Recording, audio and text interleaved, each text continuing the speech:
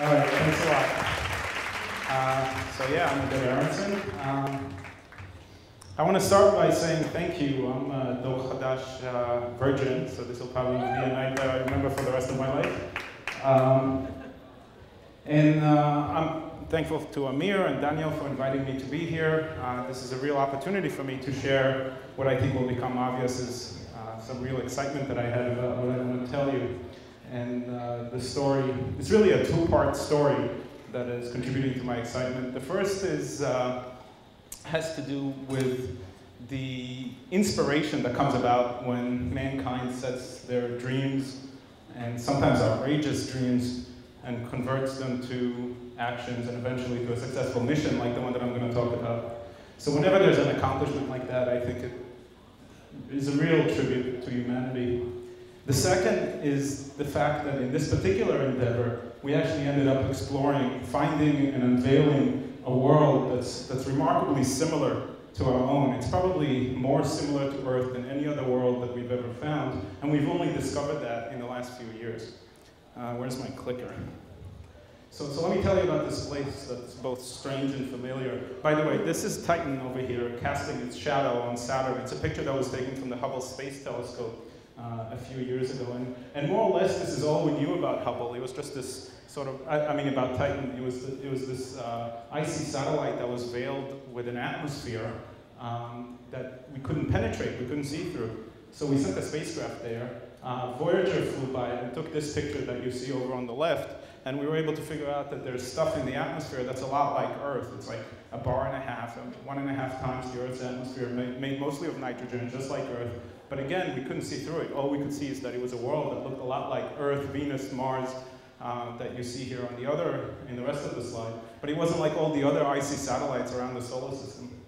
And that's more or less all we knew. We did experiments in the lab. This was in the basement at Cornell, where I went to school, where people took methane and nitrogen and put it together in test tubes and tried to make the kind of compounds that we see in Titan's atmosphere. They tried to figure out what it was made of, what gave it this orange color.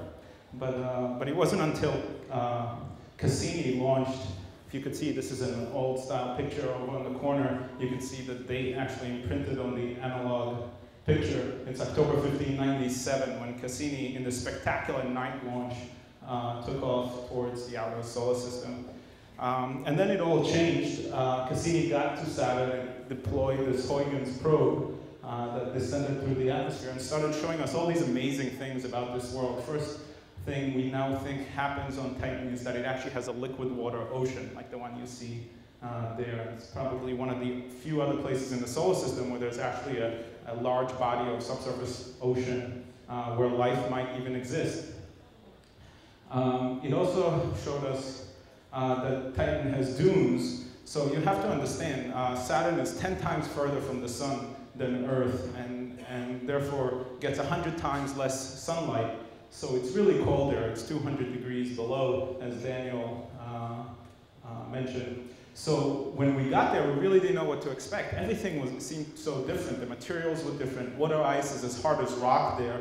And yet when the pictures started coming in, we saw these features that were strangely familiar, things that people here on Earth see all the time. In fact, I'm heading to the Sahara Desert in a couple of weeks to go check out analogs to Titan, because you see this picture of dunes. They're called longitudinal dunes. They're a couple of 100 meters apart. And several tens of meters high. And here's a picture that a shuttle astronaut took from the window of the shuttle with his handheld camera, and you see the remarkable similarity between the Namib Desert and Titan, this place that's 100 times colder. So if the dunes aren't enough, here's some channels on Titan, and you see that these channels are braided and they merge together and they form networks. And if you've ever flown over especially the western side of the United States, you can see things that look a lot like that, right? You see channels that are braided and come together. And this is a world all the way out, 100 times colder in a sense, receives 100 times less sunlight than the Earth, and yet it has this liquid flowing on the surface. Nobody had ever imagined that we would find geology like this. So water is as hard as rock there, it's ice. So what could be flowing on the surface? The answer is methane. So methane is near its triple point at Titan, much like on Earth, water is near its triple point. So there's an opportunity for methane to evaporate and precipitate and rain and drain and form channels and lakes the way that water does on the Earth. So it's a place where we have things that are really reminiscent of the things that we see here on Earth, but at vastly different temperatures. This is Cassini letting go of the Huygens probe. Can we turn it down a little bit? So you see Huygens, this is a part of the spacecraft that the Europeans built, separating from the spacecraft and descending through the atmosphere of Titan. The descent sequence takes a couple of hours from beginning to end, but near the end, a lot of stuff happens really quick. You see that there's a heat shield that protects the probe from coming in at supersonic speed through the atmosphere. The spacecraft separates from the heat shield, and first there's a parachute that separates. You'll see that in a minute. The first of 3 parachutes, it slows the spacecraft below supersonic velocity. There goes the heat shield, and then the spacecraft sends a second parachute.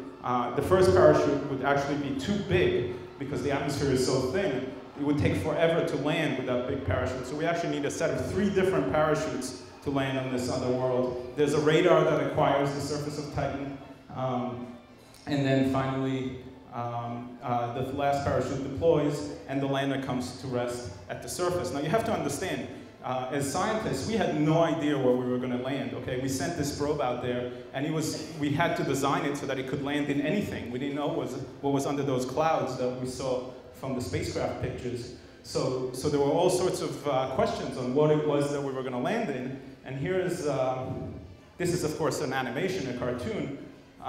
Here's what the whiteboard at Caltech was when on landing day on Saturn. So we had a betting pool of what different people thought we would land in. Some people thought we would land in ice. Some people thought we would land in this hydrocarbon tar, basically this sticky stuff that is making up all of these hazes in the atmosphere. One person thought we would land in liquid. A lot of people thought it wouldn't be determined what we landed in, that we would never know. This is one of my students. Another one of my students shares my skepticism, apparently, and he thought he would be dead on arrival. And one of the most famous Caltech professors thought he would be eaten.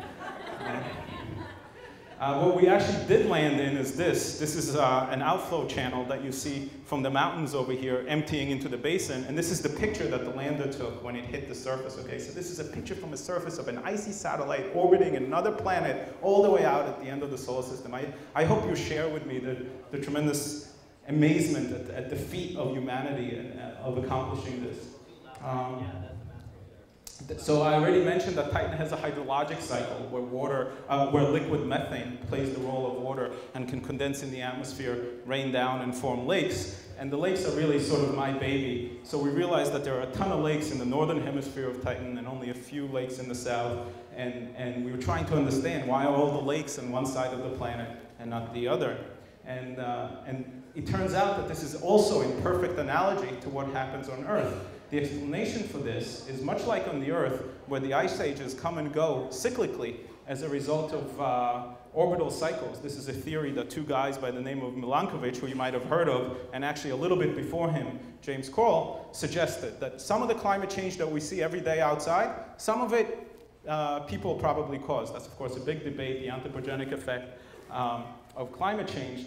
But some of it is also cyclically caused by the motion of the planets tugging on one another. And it turns out that Titan has exactly the same thing going on, if my theory is right, it remains to be seen. It has exactly the same thing going on, much like ice coming and going from the high latitudes of the Earth from pole to pole. On Titan, the methane moves from pole to pole. And at the moment, we just happen to catch it all in the northern hemisphere. But if we waited, it would be in the south. And as Titan goes around in its orbit, and this is what this little animation is supposed to show, as Titan goes around in its orbit, the methane molecules that you see bouncing around are transporting from pole to pole. So Titan actually goes around the orbit of Saturn, so it's really along for the ride. Whatever Saturn does, Titan has to do too. So if any of you have any experience in partner dancing, you'll recognize this. Titan and Saturn are really locked in this dance around the sun. They orbit around each other. And I see I have one dancer over there. And really, anything that Saturn does, Titan is along for the ride, and it's really Saturn's seasonal variations that are mirrored in the lake distribution on Titan. So it's really quite a beautiful system that is executing all this. I'm going to end with this. Actually, I think I have a couple more slides. This one and maybe one more. This is an animation that we did of one lake in the south. This is called Lake Ontario because it's sort of the same size and shape as the one that you probably know. It's a lake, the one big lake in the southern hemisphere of Titan is called Lake Ontario. And you see a lot of similar things that you might be used to from seeing the Earth. This is from a press release that we called Postcards from a Lake on Titan, because you can imagine going on vacation on a lake in this other world. You see that there's shorelines that are bounded by mountains on this side of the lake. Further down, there's a wave-cut beach, and on the other side of the lake, which we will pan to in just a little bit, there's actually a delta, a place where a river delivers all of its sediment and dumps it into the river into the lake. Here is the delta right here, just like say the Mississippi River Delta is at the termination in the Gulf. So you see strange but familiar characteristic, a world that's 200 degrees colder, all the materials are different, water is as hard as rock, methane is liquid, everything is weird, but we go there and we find rain and lakes and channels and climate change, all of these things that are strangely familiar to our own planet.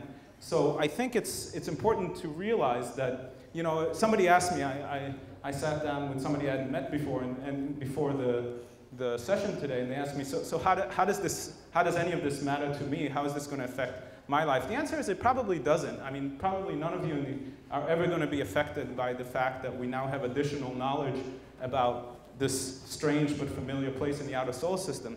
But I do think, I have two comments to make about that, and that, I think, first of all, it helps us understand our place in the universe. It's sort of an intellectual pursuit that is important for humanity to undertake, because that's, in a sense, what separates us from animals. It's in a sense, it's the luxury that we have to ask questions that aren't survival questions, but really support questions of pure knowledge. And these comments are also applicable, I think, to music and to art and maybe to sports, where we do things for the benefit of advancing the intellectual or the beauty of humanity, and not just for benefiting, not that there's anything wrong with curing cancer, but not just for curing cancer or winning wars. So in that spirit, we're proposing another mission to Titan now. Actually, I'm part of a team that's proposing a lake lander. This is, in a sense, going back to the roots of exploration on Earth, where people used to explore the Earth by taking ships around. We want to send a ship to Titan and land it in one of those lakes and make a measurement of the composition and the rates at which it's evaporating and raining. One of my colleagues was actually sitting at the NASA administrator's office, where James Cameron was also present, because he's a team member on another project going to Mars. He's part of the stereo camera on board the rover, and asked me about that. I can tell you a whole bunch about that. But you know, we realized that James Cameron, after making a movie about ships, and also doing another one about extraterrestrial worlds, where Titan is mentioned, by the way, would be a great person to support this ship on another world. Thank you very much.